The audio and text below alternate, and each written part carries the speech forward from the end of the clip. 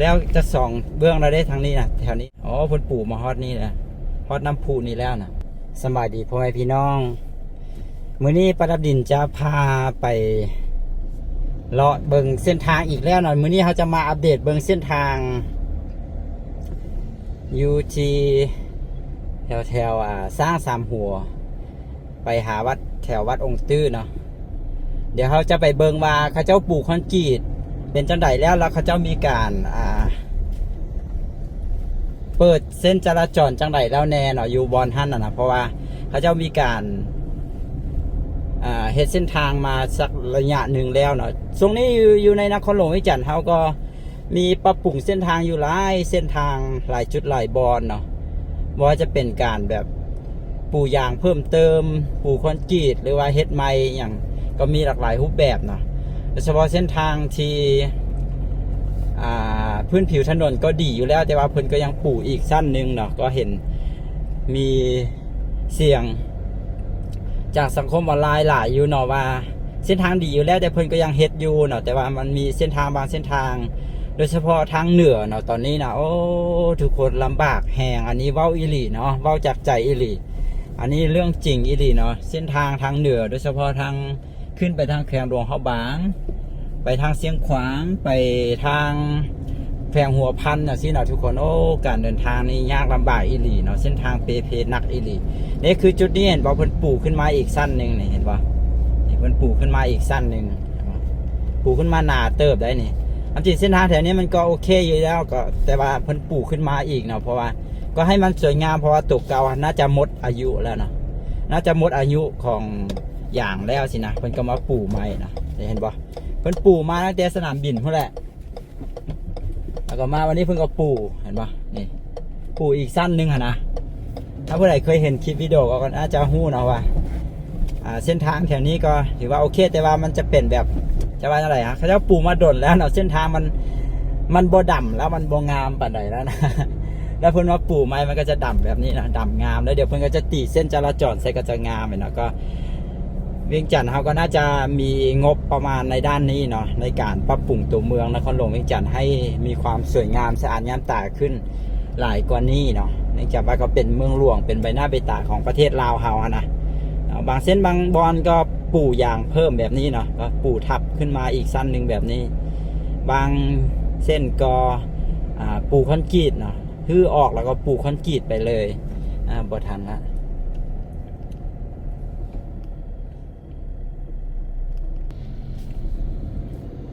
เดี๋ยวเราลองมาเบิ่งว่าทางหน้าเขาจะเปิดการจราจรแล้วบ่ที่จังไดนี่เขาปลูกก็หนาเติบนะเพิ่นปลูกอีกสั้นหนึ่งนะอันนี้ตัวเก่าก็จะประมาณนี้นะทุกคนมันน่าจะหมดอายุของอย่างแล้วเพิ่นก็มาปลูกทับอีกนะทางหน้ากำลังเฮ็ดเวียกกันเนาะ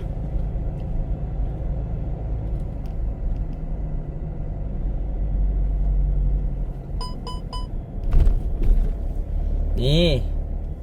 ทั้งหน้าวัดอินแปลงวัดองค์ตื้อนี่ถนนเศรษฐาธิราชนี่เพิ่นปลูกคอนกรีตก็น่าจะปลูกแล้วเบื้องฟากหนึ่งแล้วบ่แล้วก็เพิ่นให้รถสัญจรอีกเบื้องฟากหนึ่งบ่เนี่ยเรามาเบิ่งนำกัน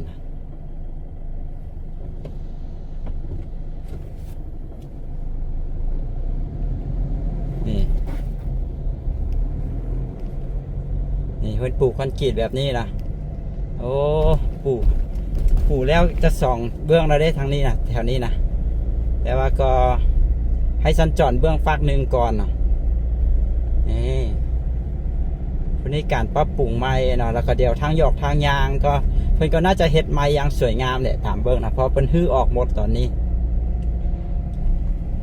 แล้วก็รถเมล์ด่วนก็น่าจะแล่นอยู่เส้นนี้นะรถเมล์ด่วนบนในจับว่าแล่นอยู่เส้นนี้บ่น่าจะแลนอยู่เส้นนี้แหละเนาะเพื่อนอาจจะเอาเลนหนึ่งให้กับรถเมย์บ่แล้วก็เลนหนึ่งให้รถแลนบ่อันนี้มันเป็นวันเวเนาะก็จะรถก็จะขี่ลงเท่านั้นนี่ความจริงเส้นทางนี้ก็ดีงามอยู่ได้พื้นถนนนี่อย่างก็ดีอยู่นะแต่ว่าเพื่อนก็มาปลูกใหม่แล้วเพื่อนน่าจะมีโครงการอย่างต้องถ่าเบิงตอนแล้วเนาะว่า หลังจากแล้วเราสิมีอย่างแตกต่างแปลกใหม่จากตัวตอนที่ปลูกยางอยู่บ่หรือจังใดนะแต่ตัวที่ปลูกคอนกรีตนี่ถามว่าตัวที่ปลูกคอนกรีตนี่เรียบเท่ากับตัวปลูกยางบ่เรียบเท่ากับ ปลูกคอนกรีตมันจะมีหอยตอกันเนาะในเวลาเขาขับรถแล้วมันจะมีเป็นคลื่นเป็นหอยตอกันนะตัวปลูกยางมันจะอันนั้นกว่าเนาะถ้าเป็นประเทศที่เขาเจ้าอันนั้นนะเขาเจ้ามีงบหลายนะป้าดับดินเห็นนั้นเขาเจ้าแบบปลูกยางปลูกคอนกรีตไป แล้วก็บ้านนั้นก็ปลูกยางทับนี่ก็โอ้งามคักเลยแหละเรียบดีอ๋อเพิ่นปลูกมาฮอดนี่นะฮอดน้ำพุนี่แล้วนะ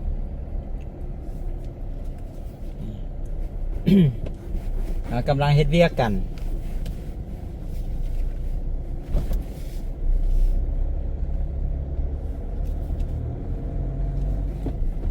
นี่แถวนี้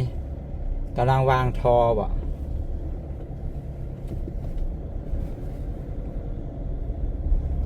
น่าจะขยายออกเล็กๆน้อยๆประมาณนั้นนะ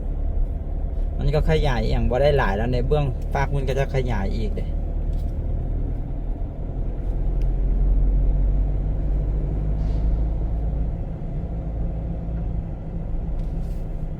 ต้องถ่าเบิ้งเนาะหลังจากที่ว่าเพิ่นปลูกคอนกรีตแล้วนะที่เป็นอะไรเนี่ยเพิ่นก็ย้ายออกนะทางขวาทางซ้ายมือเขาว่ารถเมล์ด่วนจะแลนอยู่เส้นนี้นำนะ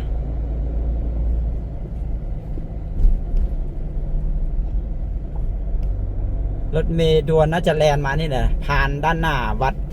ศรีสะเกษนี่เนาะผ่านด้านหน้าวัดศรีสะเกษแล้วก็ออกไปตามเส้นถนนเส้นถาธิราชแล้วก็ไปออกไซยูทียูทีใส่ยูทีสร้างสามหัวเนาะออกไปไซยูทีสร้างสามหัวนี่จะออกมาวันนี้นะออกมาจากหอมนี้จากตลาดเศร้านะแล้วก็ไปที่ตลาดเศร้าก็จะออกไปไซประตูไซนะแล้วก็ออกไปตามเส้นทางถนนไกรสอนพรหมวิหารแล้วก็ออกไปที่ดงโดกรถเมล์ด่วน BRT แบบ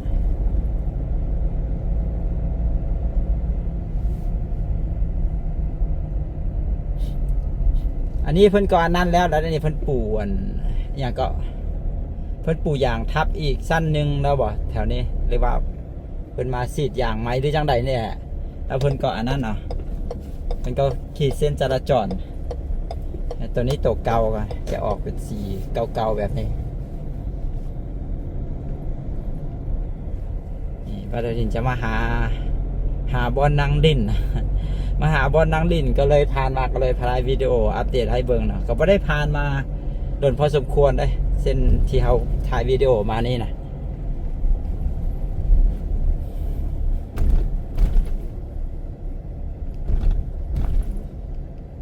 หานางดินก็ไปวันใดก็หาบอลจอดรถยากเนาะ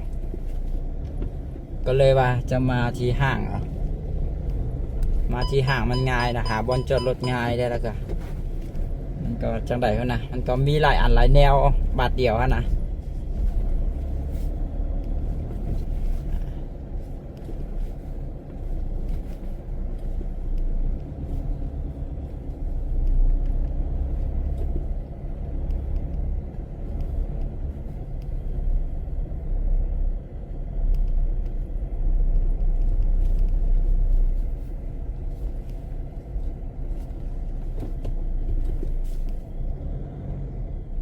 โอ้เริ่มลงมือก่อสร้างแล้วเนาะอยู่ที่ด้านหน้าพักสันด้านหน้าเวียงจันทร์เซ็นเตอร์เบื้องฟ้าเขายูนี่นะข้าเจ้าก็เริ่มก่อสร้างแล้วเด้นี่ไม่ได้ใจว่าโครงการอีกอย่างตึกอีกอย่างเด้อเนาะ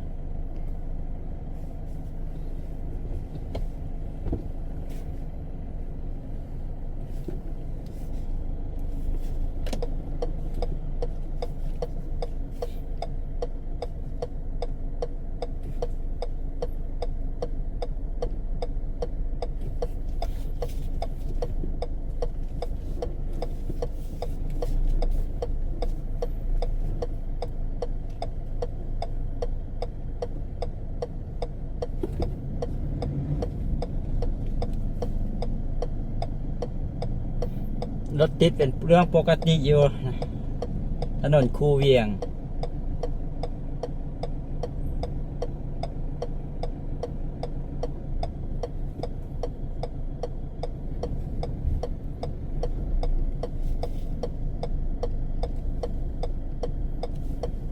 อมนี่รถเลี้ยวเข้าออกหลายอีหลีเลยหอมที่บรินออกมานี่นะมันเลยให้แบบรถมาติดอยู่วันนี้นำนะแล้วก็ทางหน้านี่มันจะมีหอมเทียนออกไปหาบ้านหนองจันดงปลานั่นนะก็ให้รถติดเช่นเดียวกัน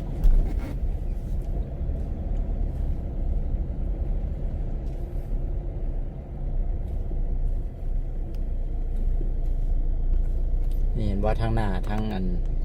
ทางขวามือเขาเนี่ยเจ้าสังกะสีอ้อมนี่นะเขาเจ้าเริ่มมือก่อสร้างแล้วได้เนี่ยตอนนี้น่าจะเป็นตึก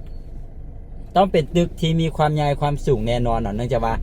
พื้นที่แถวนี้นะเขาเจ้าบ่เฮ็ดอย่างน้อยๆแล้วล่ะเพราะว่าถ้าเฮ็ดอย่างน้อยๆนี่มันจะเปลืองพื้นที่นะเขาเจ้าต้องใส่พื้นที่ให้มันคุ้มนะเห็นปะนี่เริ่มเลยเห็นปะเอาวางทอวางอย่างลงล่ะน่าจะกำลังลงเสาเข็มประมาณนั้นบ่ก็เท่านี้ได้ทุกคนทั้งหมดนี้ก็คือบัดดินท้ายให้เบิงเนาะเส้นทางเส้นทางทีลาดลงมาจุดที่เพิ่นวิการปูคอนกรีตเนาะมาอัปเดตเบิงนะนี่รถปูนรถยางกำลังมาส่งปูนนี่โอ้คนหลายอยู่ได้ห่างก็ไม่แน่ใจว่าจะมีบอลนางบ่ไปมักบ่มีบอลนางนะห้านคาเฟ่ห้านนี่อย่างเสียช่วงนี้นะมักบ่มีบอลนาง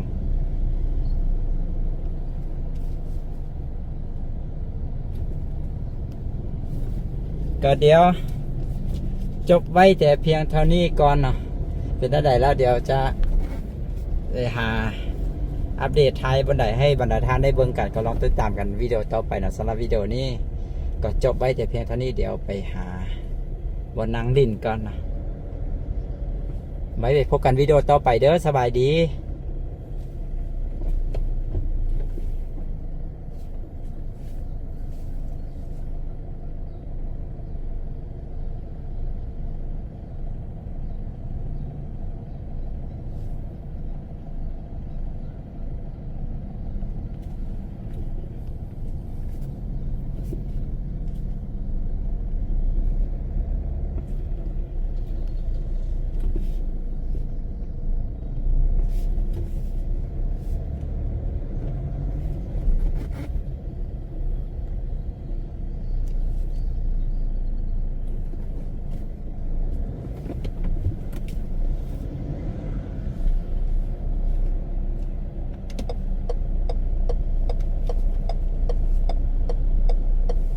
ซื้ออาหารให้หมากัน